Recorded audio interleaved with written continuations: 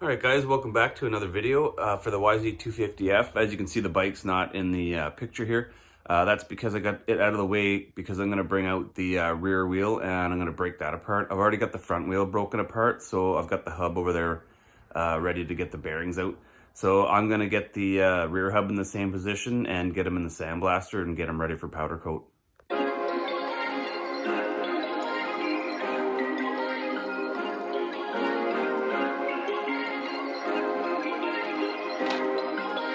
Perfect.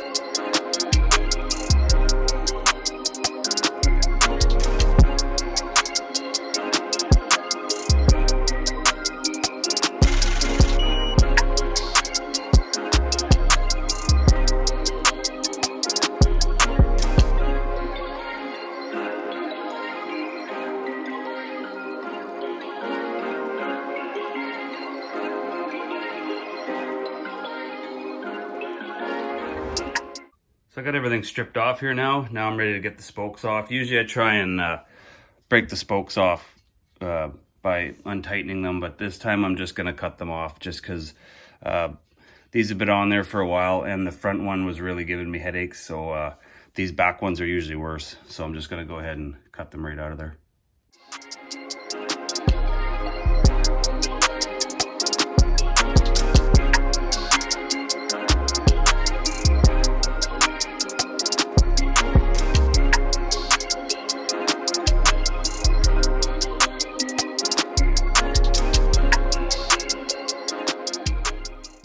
So I got the hubs out on the bench here now. I went ahead the other day and just pulled this one apart, the front wheel.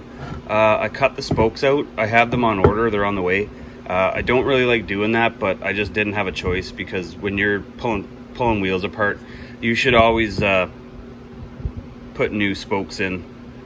I wouldn't reuse spokes just because, you know, it's one of the, definitely like the thing standing between you and complete disaster after coming down from a 20-30 foot jump.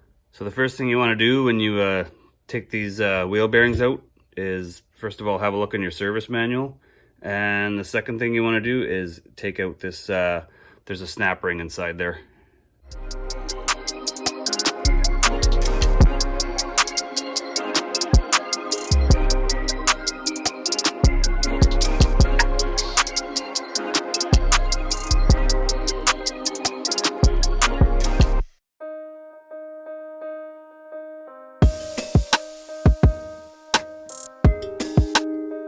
So here's a couple of bearingless hubs. I got the bearings out. The front came a lot easier than the rear, and that's normal. So now it's time to give it just a little bit of a cleanup and then on to sandblasting.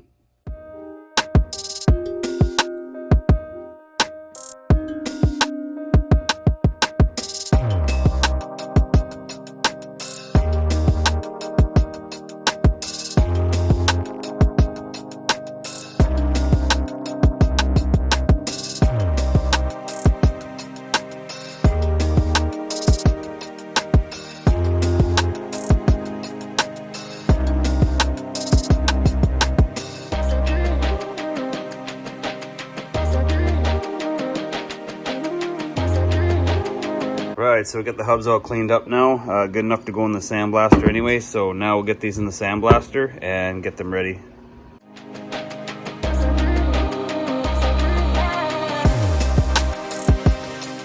All right, I got these all sandblasted now. So now what I'm gonna do is put the oven at 300 degrees and cook these out for about half an hour.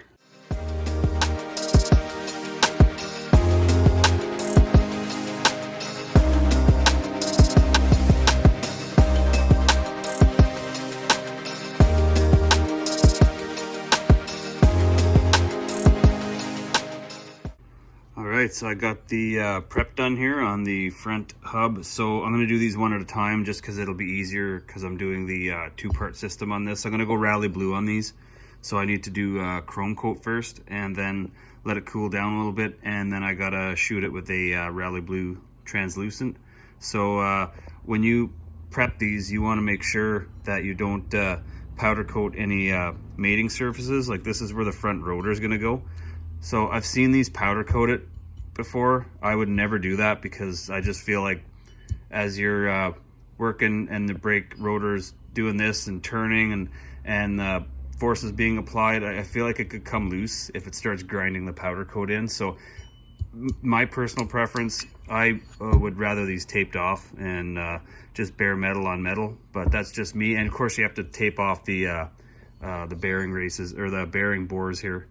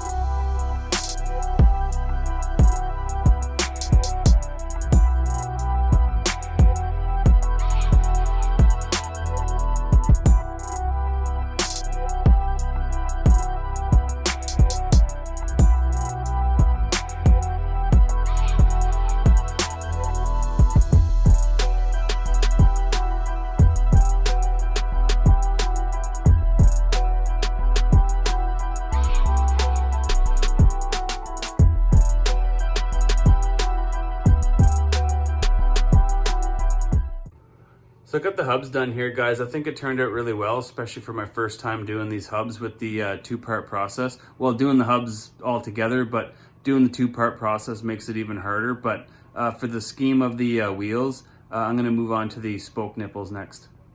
So this next part, guys, is gonna be powder coating the spoke nipples. I'm not sure how this is gonna go, but what I've done here is I've had two like cake sheets. So I put holes in one and put a bunch of nails through them, and then I left no holes in the other, and after I put the nails through, I put the other cake sheet behind it so the nails won't fall back down, and I put the spoke nipples on it. So what I think I'm going to do is I'm just going to go rally blue right on top of the spoke nipples, because they're pretty much chrome as it is. So I'm going to try that process out right now.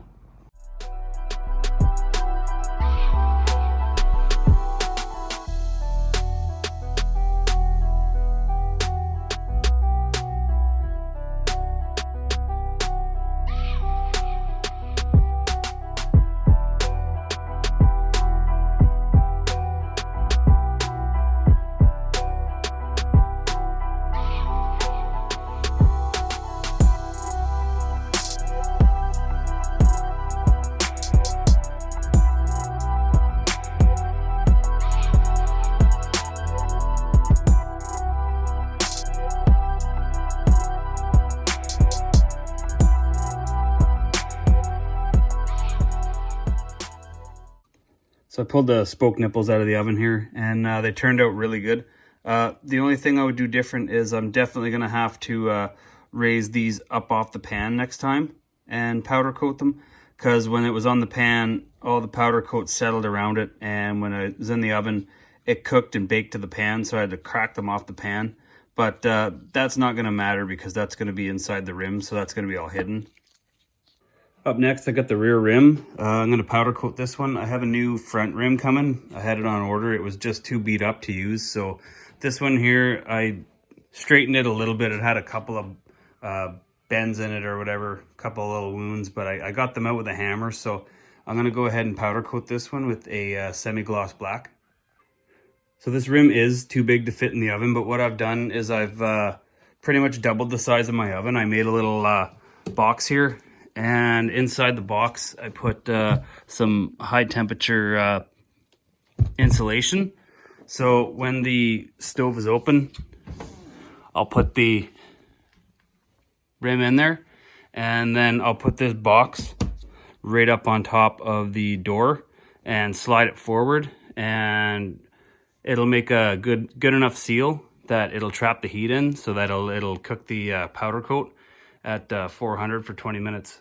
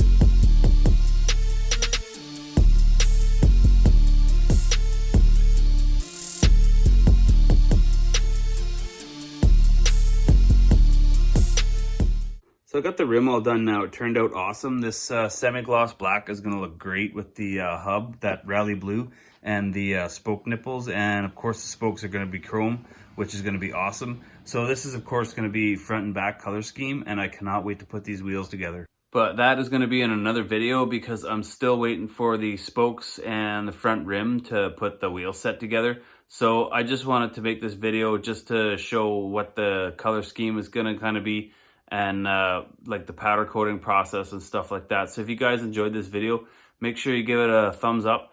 And if you want to see these wheels go together, make sure you hit the subscribe button and hit the notifications bell. And as always, thanks a lot for watching.